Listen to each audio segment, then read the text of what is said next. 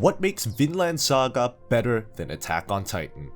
Considering how the second season of Vinland Saga is currently ongoing and the final installment of Attack on Titan anime is coming out this March, I figured now might be a good time. The best time, in fact, to get my thoughts out on this topic. We'll be talking about what makes Vinland Saga better than Attack on Titan. I'm not going to spoil anything from their respective manga series, so just relax and watch the video till the end.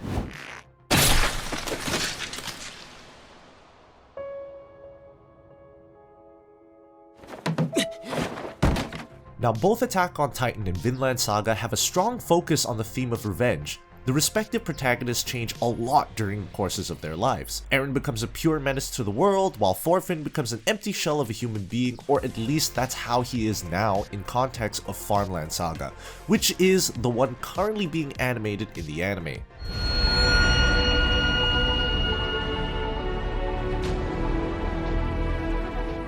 In either case, they were basically dragged out by the circumstances of the world around them until finally they could no longer even recognize themselves. Eren loses his mother because of the giant humanoid creature.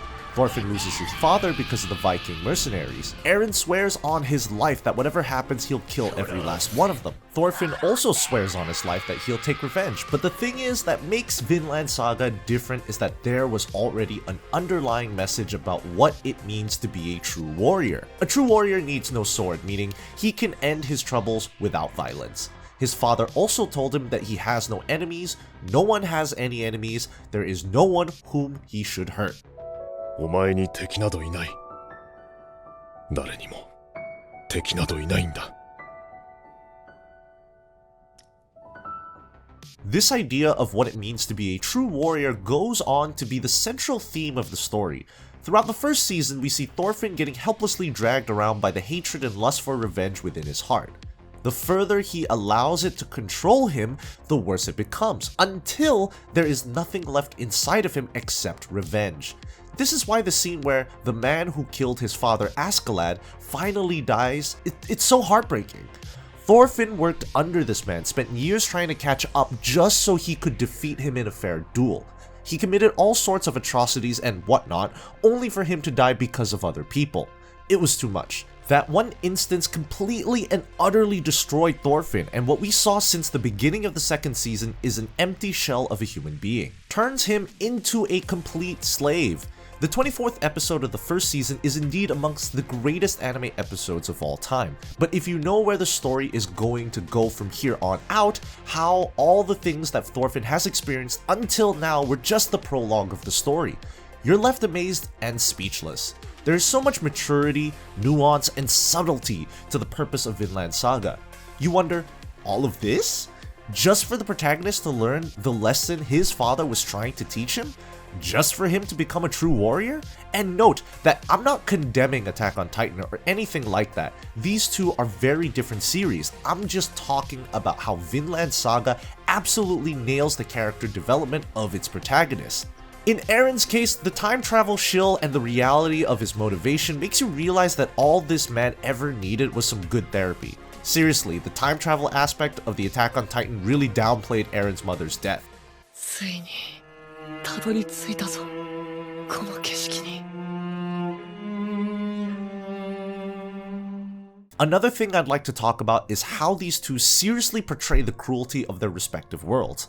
Attack on Titan takes place in a stranded human society that has been ostracized by the rest of the world. The addition of Titans make for a very refined horror concept. It feels so raw and powerful.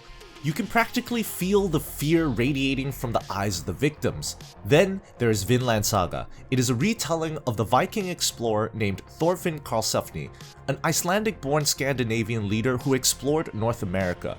It isn't historically accurate, but the narrative takes a lot of inspiration from real-life humans who existed in that time.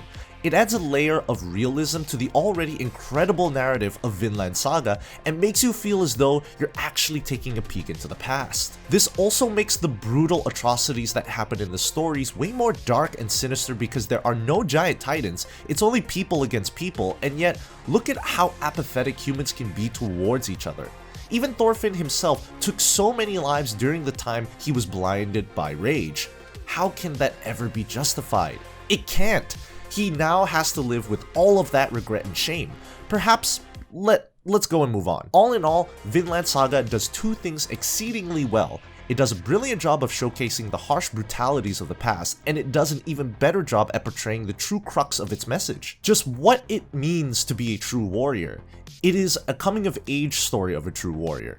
In comparison, Attack on Titan has a central message as well, the pursuit of freedom. But then again, the protagonist himself is the furthest thing from being free. 俺たちがやることはただ一つ。戦え。Alright, so what makes Vinland Saga better than Attack on Titan? We're taking all parameters into consideration because let's be honest, there are a few things that Attack on Titan does exceedingly well, but when it comes to the character development of the protagonist, Vinland Saga used a more mature approach. The second point we talked about is the world. Since Attack on Titan uses a horror concept, it is easy to get hyped and even feel sorry for the victims, but the goofy-ass Titans also serve as good comedy. Put it simply, it isn't as emotionally stimulating as, let's say, the 14th episode of Vinland Saga. Guys, that episode was pure tears. Just because these Vikings needed food and shelter, they killed every last one of the villagers currently present at the scene. It was a brutal, somewhat bittersweet taste of the past. War and conflict has always been a fundamental ingredient of human history. We've grown soft because we're living in such a peaceful time, but even only 1,000 years ago, the average human had no idea when or how he or she was going to be either killed or sold as a slave. I guess war and slavery still exist today, but most of us have been privileged enough to not truly understand it. The thing about reality and history is that it can often be far more cruel and unforgiving than any piece of media. The idea that this is real, that it really happened, is enough to sometimes leave you completely speechless. This is another thing Vinland Saga does so brilliantly. It shows you what the world used to be like.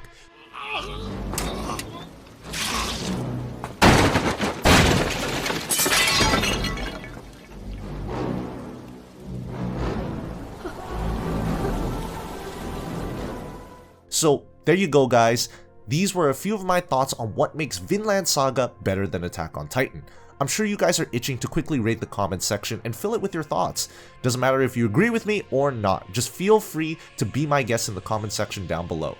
As always, a like and subscribe will always be most welcome, but if you're feeling particularly giddy about these animes, recommendations, that super thanks button is always ready to be pressed by you at any moment now. Yep, any and all support is genuinely appreciated. Well then, with that said, I'll see you guys on my next video.